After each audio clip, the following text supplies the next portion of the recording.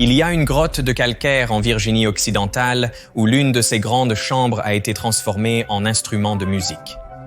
Ils l'appellent un orgue, mais il n'est comme aucun autre orgue sur la planète. Il repose sur des maillets électromécaniques, des boulons en acier, des micros de guitare électrique et le principal matériau vibrant, le calcaire. Il est plus techniquement appelé un lithophone, le seul de son genre dans le monde, mais les gens d'ici l'appellent simplement l'orgue.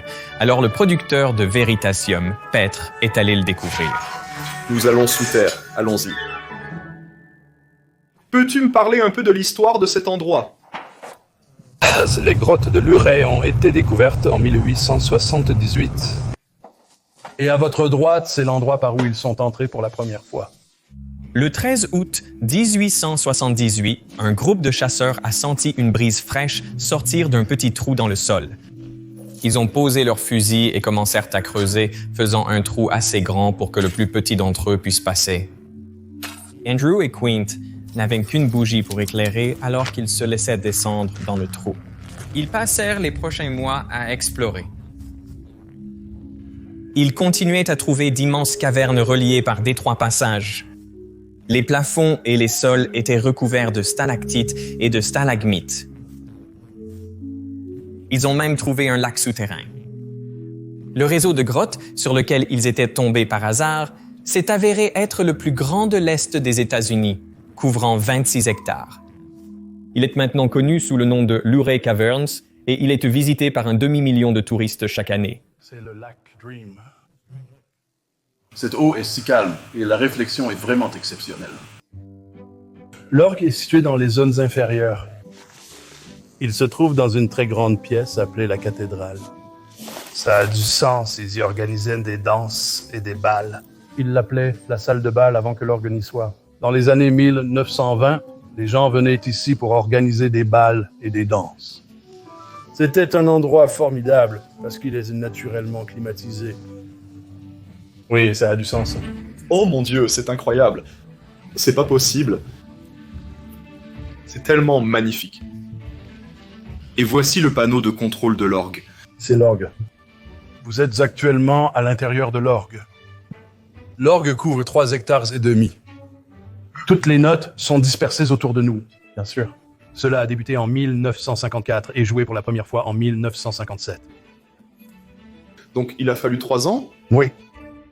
Bienvenue dans les magnifiques grottes de Luray, à Luray en Virginie, et plus particulièrement au grand orgue de stalactites qui se trouve dans cette grande structure semblable à une cathédrale située à 260 pieds sous la surface. Cet orgue est si grand que vous vous tenez à l'intérieur plutôt que devant lui. En 1954, lors d'une visite des cavernes pour l'anniversaire de son fils, Leland Sprinkle, un mathématicien qui travaillait au Pentagone, a eu une idée. Pendant la visite, le guide se promenait avec un petit maillet. Il frappait occasionnellement une stalactite, produisant une tonalité musicale. C'était le début du projet de 3 ans de Sprinkle pour transformer la grotte en un instrument de musique. Puisque vous l'avez demandé, nous serons très heureux de vous montrer comment nous faisons de la musique avec les anciennes stalactites qui nous entourent.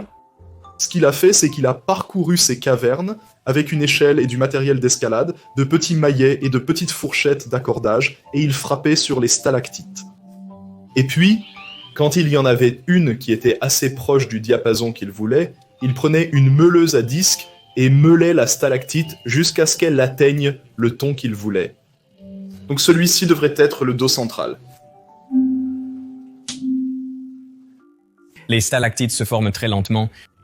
Dans cette grotte, elles grandissent d'environ 16 cm3 tous les 120 ans. Le taux dépend de la quantité d'eau qui s'écoule. Ainsi, certaines stalactites grandissent rapidement, d'autres pas du tout. Elles se forment lorsque de l'eau légèrement acide s'écoule à travers le sol. Elle dissout le calcaire puis le redépose lorsqu'elle entre en contact avec l'air. Lorsque l'eau goûte au sol, elle peut également déposer le calcaire sur le sol, conduisant à une stalagmite. Parfois, sur des milliers d'années, la stalactite et la stalagmite peuvent fusionner ensemble, formant une colonne. Si vous tapez sur une stalactite, alors, comme un diapason, elle vibre à sa fréquence de résonance. Cette fréquence dépend de la taille et de la forme de la stalactite. Les stalactites plus grandes produisent des notes plus basses. Et cela dépend aussi du module d'élasticité du matériau. Dans ce cas, c'est entièrement du calcaire. Donc, pour ajuster les fréquences de résonance, Sprinkle a rasé un peu l'extrémité de certaines stalactites, les mettant à l'unisson. L'orgue n'était pas connecté à la console lors de notre visite, empêchant Petre d'en jouer. Mais Rob Scallon, qui a une excellente chaîne YouTube, a fait une vidéo à ce sujet il y a quelques années. Nous lui avons demandé ce que c'est que de jouer dans une grotte. C'est difficile à décrire, le sentiment de jouer dans une grotte.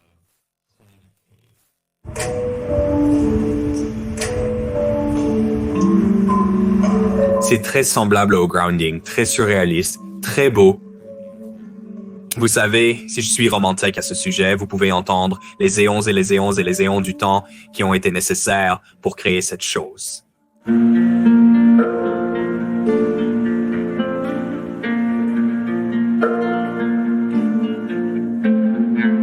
La grotte est bien sûr immense et toutes les notes sont à des endroits différents. Donc certaines sont plus éloignées, certaines sont plus proches, certaines sont amplifiées près de vous, certaines ne le sont pas. J'adore la réverbération et la quantité de réverbération dans cette pièce est tellement immense. Les notes sont si pures et belles. Elles sont à des endroits différents, donc elles ont différentes réverbérations. C'est un type de son magnifiquement hantant.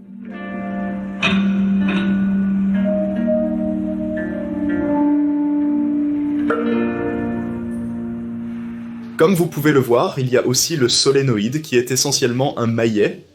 Après que l'accord ait été terminé, nous concevons un support sur mesure auquel nous attachons un piston actionné électriquement. Ce piston, avec son embout en caoutchouc, frappe la stalactite, la faisant vibrer. Comme les différentes stalactites musicales sont éloignées les unes des autres et que leur volume est variable, Sprinkle a amplifié les vibrations. Il aurait pu utiliser des microphones, mais dans les années 50, ceux-ci n'étaient pas particulièrement robustes, alors il a emprunté une idée à une pièce de technologie inventée dans les années 30, le micro de guitare électrique. Un micro de guitare est une bobine de fil enroulée autour d'un aimant. Quand une corde de guitare en acier vibre près d'un aimant, elle interagit avec le champ magnétique, induisant un courant dans le fil. Ça ne fonctionne pas avec des cordes de guitare non métalliques. L'objet qui vibre doit être ferromagnétique. Sprinkle a ajouté un boulon en acier à chaque stalactite musicale et a utilisé un capteur pour détecter les vibrations. Ces signaux sont amplifiés, mixés et diffusés via des haut-parleurs. N'oubliez pas de considérer le poids du boulon inséré. Bon, d'accord, ouais. Mais les micros de guitare ont créé un problème inattendu, l'interférence radio. Je ne sais pas exactement comment cela fonctionne, mais l'une des clés captait une station de radio locale, ce qui l'a en fait transformé en échantillonneur. C'était une partie très amusante de la vidéo avec un son plutôt cool. Ça arrive parfois avec les instruments électroniques, même les grottes.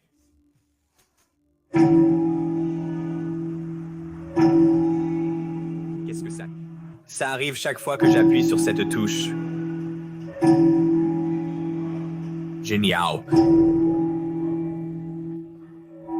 Ha ha ha. Oh mon Dieu. Ha ha ha. Je me demandais si c'était une voix. Comme si j'allumais la radio. Elle est ici. Oui, la station AM de l'autre côté de la rue.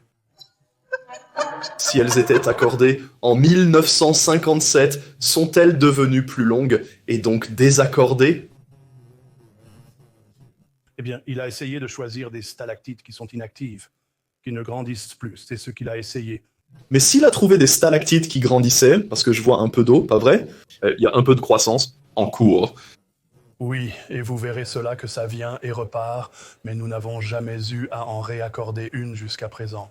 J'adore l'idée qu'il y ait un orgue qui pourrait devenir désaccordé en raison de la façon dont les stalactites grandissent.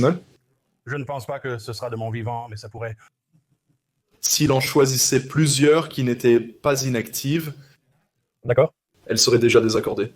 En effet, si elles étaient pleinement actives, ce serait le cas. C'est tellement cool. C'est scientifiquement fou. Il ne pourrait certainement pas s'en sortir maintenant, entrer dans un endroit comme celui-ci et commencer à raser les stalactites qui ont pris des éons pour être créés par la nature. Heureusement, ça reste accordé parce que je ne peux pas continuer à raser les parties de cette grotte. C'est un projet tellement étrange, beau et un peu fou de prendre cette magnifique caverne et de la rendre encore plus belle en la transformant en un instrument de musique. Cette structure a été créée goutte à goutte pendant une quantité d'années insondable. Et c'est assez impressionnant.